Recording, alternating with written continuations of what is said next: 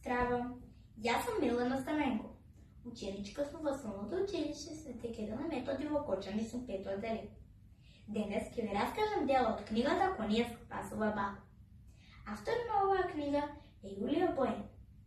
Главни ликови во оваа книга се кони, нејзиното семејство, баба и дедо ѝ. Делот, односно настанот, кај мене најмногу ми се допада следнив.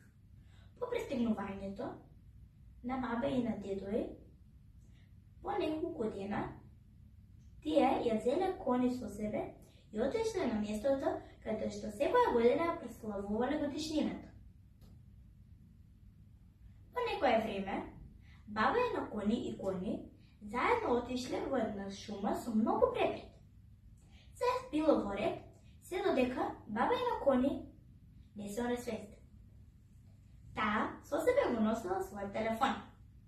Но, за да го отклучи телефонот, кони морала да ја знае шифрата, која што таа не ја знае.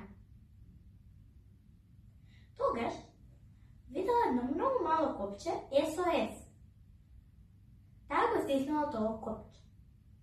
Зато знаете, што се случило откако кони го притиснало тоа копче?